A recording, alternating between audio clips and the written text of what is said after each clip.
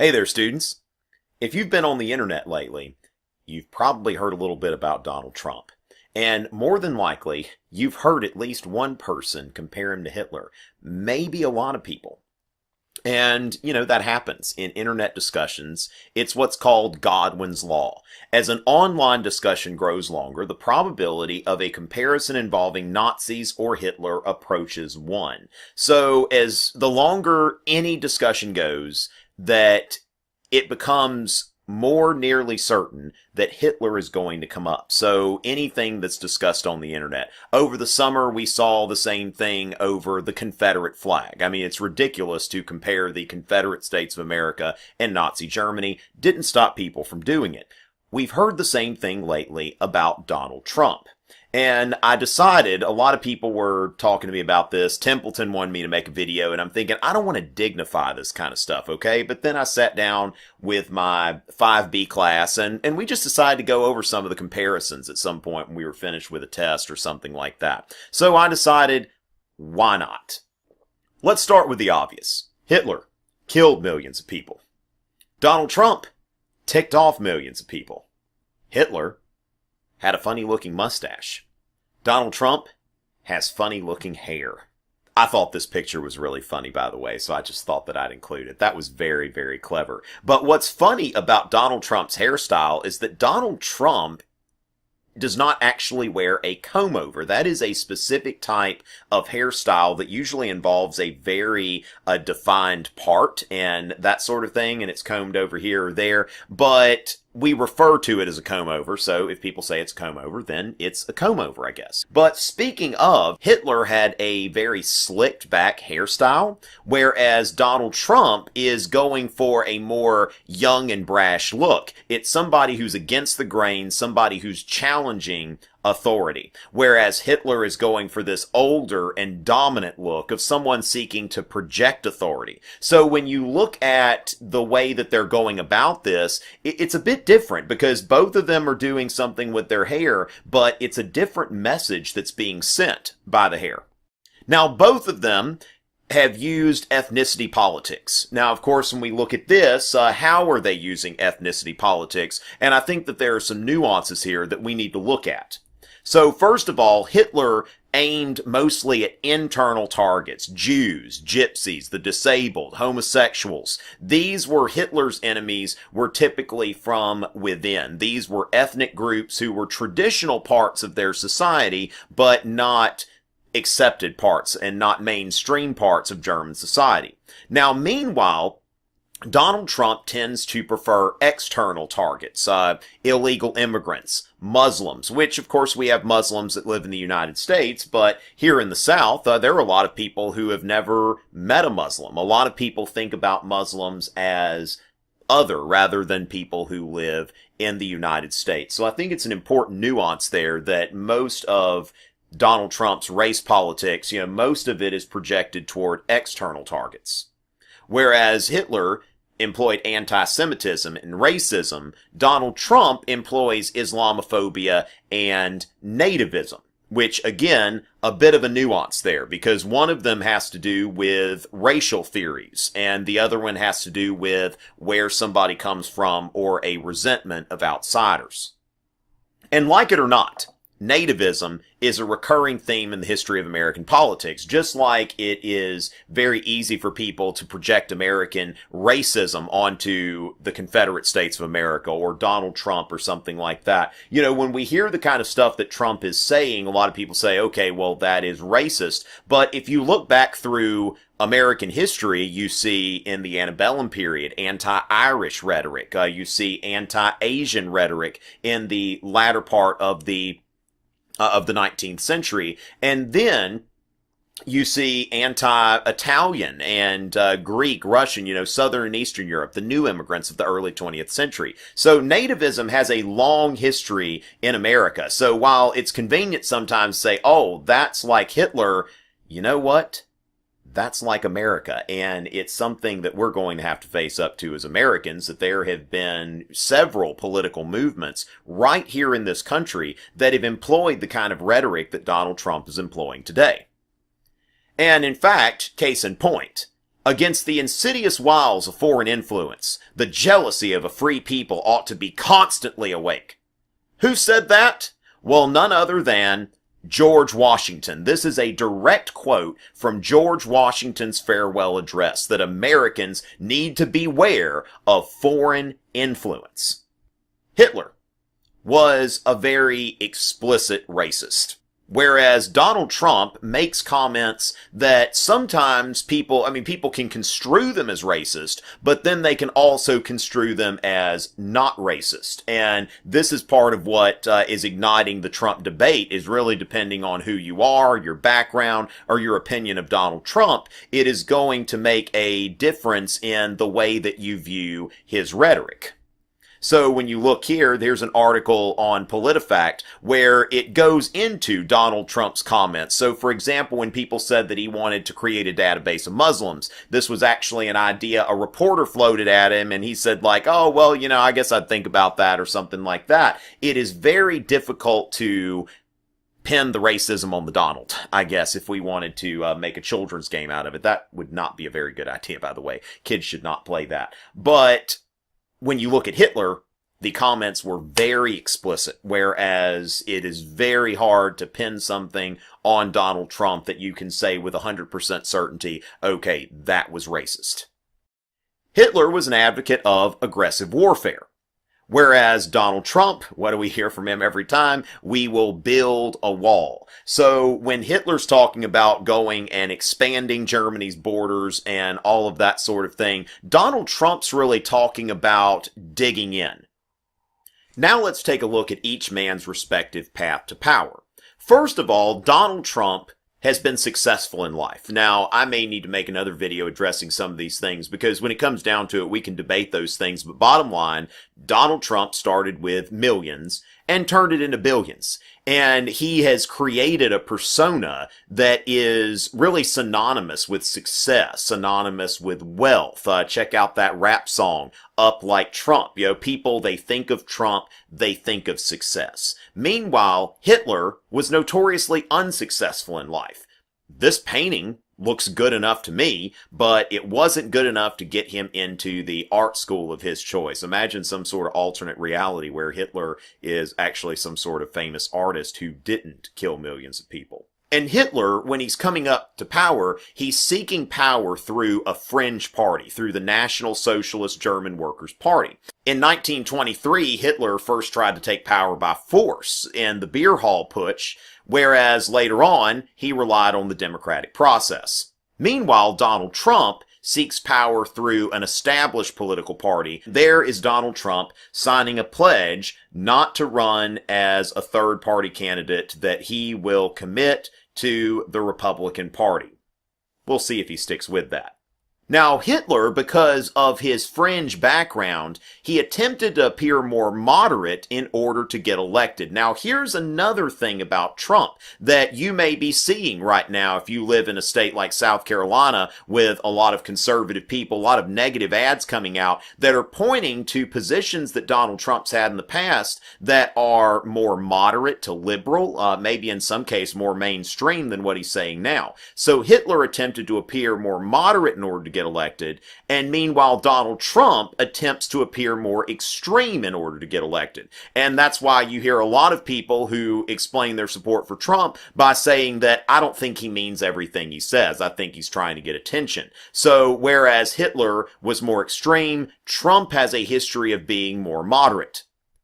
Hitler, in order to gain power, had to convince enough of the electorate that he was not completely nuts.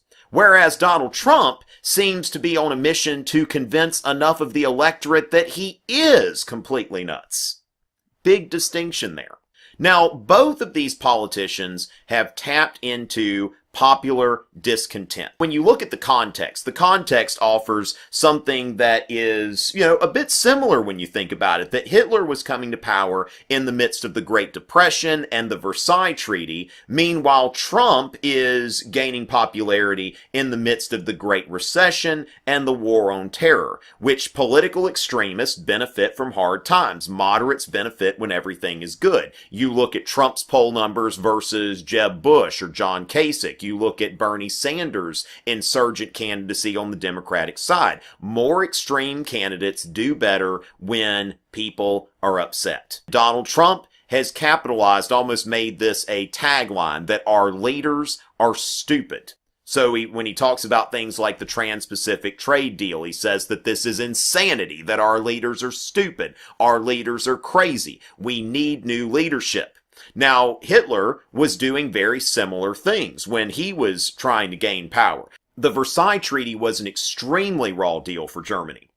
And Hitler claimed that Germany had been stabbed in the back by its leaders. In fact, you can see here a cartoon where you see German soldiers in the trenches in World War I, and there are those fat cat politicians about to physically stab them in the back. So both Hitler and Trump stated that their respective nations had ceased to be great, and it's the fault of our leaders. And since the nation has ceased to be great, there is also this promise to restore the greatness of their respective nations, which Donald Trump has made this a campaign slogan. Make America great again, which is really one of the most genius marketing things when you think about it. It's something that a lot of candidates might otherwise say, but they've had to stop saying. But he's got a very simple message that America is not what it used to be. Elect me, and I can make it great again. Now, this is where we have to think about, just because Trump and Hitler are doing something similar in this case, does that make them unique? Or are they just like any other politician? They are not the only politicians to say that the nation's having a hard time and I can fix it. Think about Ronald Reagan and Margaret Thatcher, who no one today would compare to Hitler, although I think if you go back to the 1980s, I'm sure you will find people who refer to them and their policies as fascist. But lots of politicians running in hard economic times have promised to make their nation great again. So they have this in common, but does that necessarily mean that Trump is Hitler? I'm not so sure. Now, both of them employed mass meeting. You see this Hitler rally in the 1930s. It's huge, as Donald Trump would say it. And then, of course, the Trump rally has been a massive American phenomenon in recent months. In fact, there was a Trump rally literally 2 miles from my house last week. And, of course, I was there. It's something that, it's something to experience. Now, both of them employed mass meetings. Then again, are they the only people to do this? Bernie does it. Obama did it. All kinds of politicians have done it. I'm sure that Jeb would if he could. It's just poor Jeb. People just don't want to go see him. This is something from Twitter back in December where there was some kind of debate watching party for Jeb, and gosh, less than 10 people there. It's just, I feel sorry for the poor guy. Of course, then we get into, why are they drawing these crowds? Now, Hitler was a very powerful and captivating speaker, whereas Trump, it's more of a celebrity thing. I think that he's a good speaker. He's gotten more entertaining. In fact, I've seen him speak twice, and the first time it wasn't nearly as polished or entertaining as the second, but you wouldn't refer to Trump as a great orator. It's really more of a celebrity phenomenon. If you think of any celebrity that were going to come to your hometown, it would draw out thousands of people. This is something that I think is a little bit different than Hitler's mass meetings, although you do see both of them holding mass meetings. Both Trump and Hitler promised strong leadership. The nation is not as great as it used to be. It is the fault of our leaders that with my strong leadership, I can make this country great again. When you look at what Donald Trump says about Jeb Bush, he says, I really don't want Jeb's endorsement because he is a low-energy person and he does not represent strength, power, and stamina, which are the qualities our country desperately needs. So just like Hitler, Donald Trump promised strength. But then again, what politician promises weakness? All right, that's when has any politician ever said, we're too strong. What we need is a little more weakness. Vote for me. That never happens. And here's where I want to draw another distinction, is that one of the hallmarks of the Donald Trump campaign has been his support for veterans and veterans' causes, which I got something in the mail today that said that this is something that Trump has just picked up very recently. But the thing is that no matter how recently he's picked this up, Donald Trump has done a lot for veterans and veterans causes. Now, Hitler did the same thing. Both Trump and Hitler talk about the veterans, how we're not taking care of them. And this is one of those things when you look back into Germany in the 1920s. Here's a picture of a disabled veteran having to sit on the sidewalk and beg. Just pitiful. Now, Trump, on the other hand, he says we're going to transform the VA to meet the needs of the 21st century. We're going to make the VA great again, just like America. Hitler was a bad man. But that does not mean that all of his policy stances were bad. So we're not going to say, like, hey, Trump, he supports veterans. Hitler supported veterans. Trump, you're being just like Hitler. The thing is, I think that, we really need to think about, and we've got 22 of our American veterans killing themselves every day. People who we've sent overseas to fight in unnecessary oil wars. We need to take care of these people. So this is one of those cases where you would probably be inclined to say, well, you know what? This isn't necessarily bad, even though a comparison could be made to Hitler. So when you're making these comparisons, you have to think about, first of all, is this something that's unique? And then second of all, is this something that's bad just because the person who did it initially was bad? So, is Trump a fascist? That's what we're hearing from a lot of people. Of course, the same people who called George W. Bush a fascist and everything like that. Democrats love to call Republicans fascist. Republicans love to call Democrats socialist. Of course, then, Democrats sometimes are calling themselves socialist today. But if we look at this here, this picture, are they Nazis, Walter? Well, in fact, these are members of the German Communist Party. So even though they may look like Nazis, these are, extremists. And so hard times are good for extremists both on the right and left. And this is where we might ask ourselves, would we really seriously say that Bernie Sanders is Joseph Stalin, that Bernie Sanders is a communist? No. All right? Bernie Sanders has more in common with a Jedi Knight than with a communist, all right? At least that's what this shirt says. I love this shirt. I saw it on Facebook. I just had to get it. But Bernie Sanders, certainly not a communist. And this is where we have to ask, what does throwing labels around really add to the political discourse? Somebody like, Kevin, who unsubscribed from my channel because I said something good about Donald Trump. And, of course, he's stuck on this idea that, well, Donald Trump is a fascist. And have we really thought these things through, okay? And what does it really add to the political discourse to say these things? And I think that anytime we make these comparisons, we need to start thinking about, well, how much substantiation is there? Even though there are a lot of interesting parallels, and a lot of times what really unnerves me about this election is the way that Americans have turned on Americans just because of their political preferences. Of course, these are angry times right now, and there's really not much that we can do about that, but we can start thinking about a more rational political discourse. And if you don't like seeing candidates like Donald Trump, probably the best thing you can do is contribute to a more rational political discourse.